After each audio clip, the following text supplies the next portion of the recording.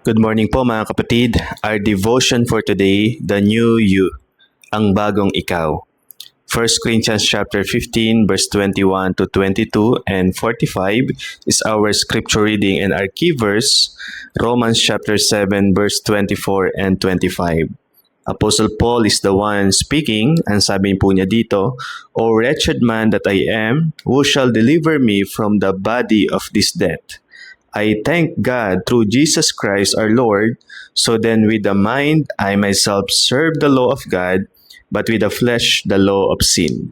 Kung nais mong mabuhay ng matagumpay bilang isang Kristiyano, kailangan mong sumandal at maranasan ang katagumpayan na ginawa ni Kristo laban sa kapangyarihan ng kasalanan.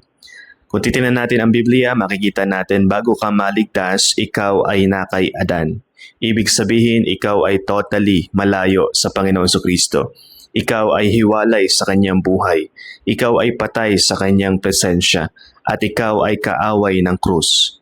Pero nung ikaw ay naligtas sa pamamagitan ng gawa ng Diyos, ng kanyang biyaya, nung ikaw ay tumanggap at sumampalataya sa Panginoon Kristo as your personal Savior, ikaw ngayon ay na kay Kristo na.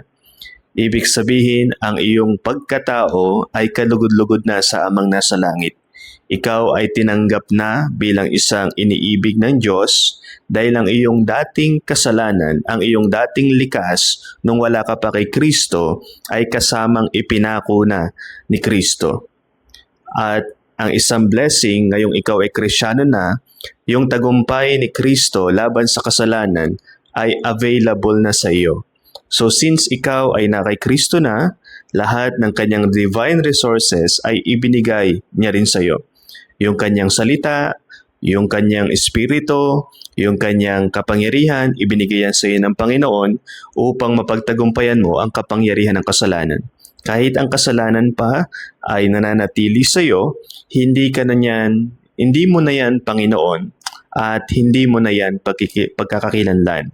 So sa isang Kristiyano, si Kristo na kasama mo ang siyang tutulong sa iyo upang mapagtagumpayan mo ang kasalanan sa iyong buhay. Kumbaga, hindi ikaw lang laban sa kasalanan. Kasama mo ang Panginoon Kristo. Si Kristo, ikaw, laban sa kasalanan. Yan ang magbibigay sa iyo ng katagumpayan. So napakahalaga na makita mo anuman yung mga habits na makasalanan or masama na siyang nagdodomina sa iyong buhay, anuman yung mga pleasure na kung saan napakamapanganib, at anuman yung mga emosyon or damdamin na hindi kalooban ng Diyos, kagaya ng galit, kapuotan, sama ng loob, pagkaselos, pananagili, anything na emotions na masasabi nating napakalakas sa iyo na nakakasama sa iyong buhay bilang isang mananampalataya, ay kaya mong mapagtagumpayan. Because of this very reason, si Kristo ay nasa sa iyo at siya ay para sa iyo. Let's pray. Our Father, we thank you sapagkat si Jesus ay nasa akin at para sa akin. Salamat po dahil sa kalayaang ibinigay niyo sa akin, O Diyos, na mapagtagumpayan anuman po ang kapangyarihan ng kasalanan sa aking buhay. And I pray, Lord, mabuhay akong matagumpay bilang isang Kristiyano dahil si Jesus ay nasa akin at para sa akin. Ito pong aking pasasalamat, Panginoon.